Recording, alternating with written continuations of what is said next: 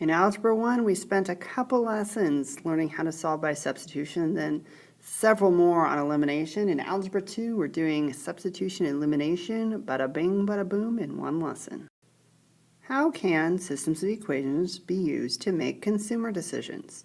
In January, Yolanda's long-distance bill was $5.50 for 25 minutes of calls.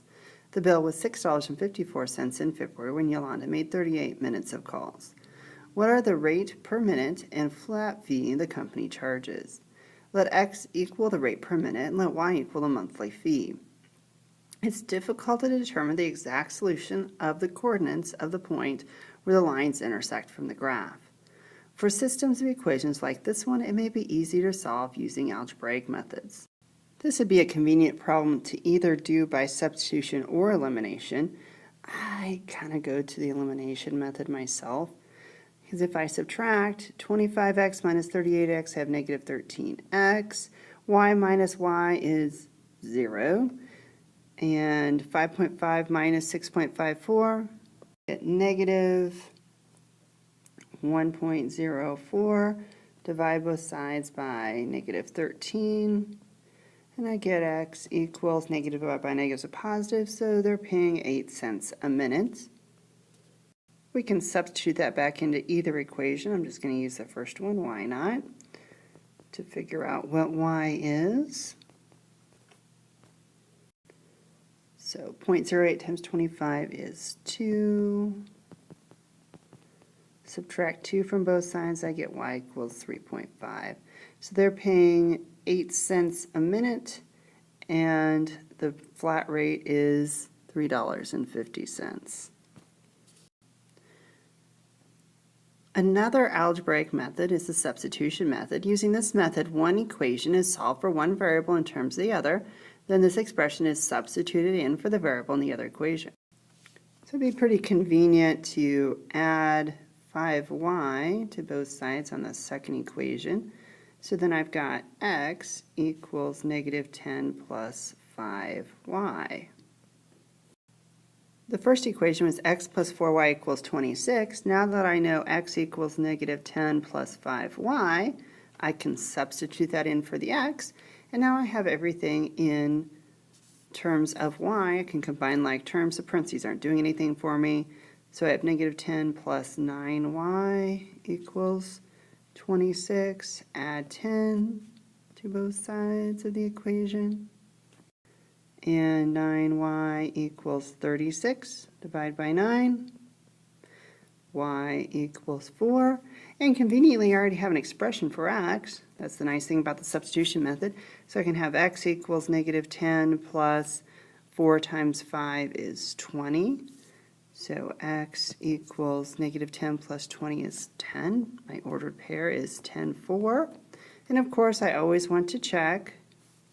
Going back to the original printed problem, it was x, which is plus 4 times y, so plus 16 equals 26. That's true. And the second equation, x, which we said was 10, minus 5 times y, so 5 times 4 would be 20, and it's supposed to equal negative 10. They both work. My answer is right. Compare the quantity in column A, which is x, with the quantity in column B, which is y. Determine whether x is greater, b is greater, they are equal, or cannot be determined. Okay, so first we're just going to solve the system of equations. It does not hurt to practice ACT type stuff, and yet sometimes it's kind of silly. Okay, we're going to subtract 3x from both sides so I can solve for y. Divide both sides by negative 1, so I've got y equals negative 7 plus 3x. My second equation, we had x plus 4y equals 11. So now that I have a y equals, I'm going to have x plus 4, and then where there was a y, I'm going to replace it with negative 7 plus 3x. Now I can just solve for x. So I have x plus, distribute the 4, so it would be negative 28 plus 12. X equals 11. Combining my like terms, I have 13x equals, and I can add 28 to both sides. So 39, divide both sides by 13, and x is 3. Now I can take my x value and substitute back in to get y. So y equals negative 7 plus 3 times 3. So y equals negative 7 plus 9, which is 2. So my ordered pair is 3, 2. So in answer to their question, x is bigger. The world of multiple choice, we would call that A. The other algebraic method is the elimination method that I showed you already. Using this method, you eliminate one of the variables by adding and subtracting the equations. When you add two equations, the result is a new equation that is also true.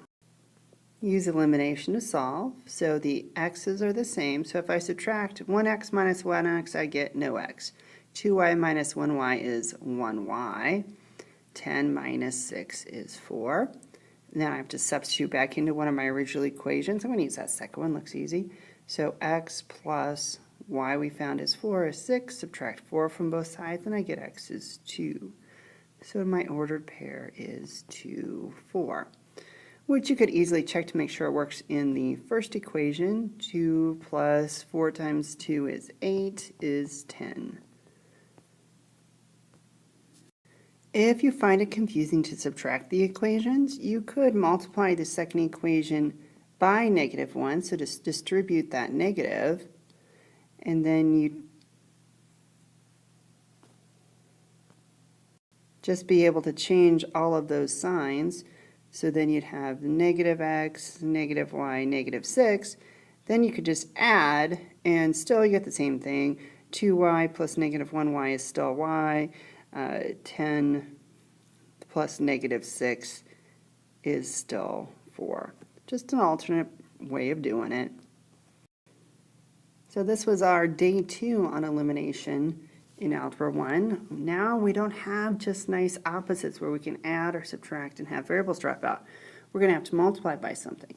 I'm going to take this first equation times 2 and the second equation times 3. So we have 4x plus 6y equals 24, and 15x minus 6y equals 33. Why did I pick 2 and 3? Well, in the second equation there was a 2, so if I take 2 times 3 I get positive 6, and in the first equation there's a 3, so if I take negative 2 times 3 I'm going to get negative 6, and that gives me the opposites that we like. So the y's drop out. I've got 19x equals 57. Divide both sides by 19. So x is 3. And we'll substitute back into, may as well use the first equation. 2 times 3 is 6, plus 3y is 12. Subtract 6 from both sides. 3y is 6. Divide by 3. Y is 2. So my order pair is 3, 2. Now I know that it works in the first equation because that's how I got it. So now I just really need to check that second equation. So 5 times 3 minus 2 times 2, does it equal 11? 15 minus 4 sure does. And this time I'm going to multiply the first equation by 2 and leave the second equation alone because that'll give me my opposites. I have negative 6x plus 10y equals 24. And just copying down the second equation as it was. When I add, oh dear, something extra happened. Both the x and the y dropped out. And I get not 0, I get 13. So 0 does not equal 13, so this is a no solution scenario. Now, if they'd given me a situation where it ended up as 0 equals 0, then that's the opposite of no solution. That's infinitely many solutions. That could happen too. That's our consistent and dependent. This is inconsistent. In the substitution method, one equation is solved for a variable and substituted to find the value of another variable. In the elimination method, one variable is eliminated by adding or subtracting the equations.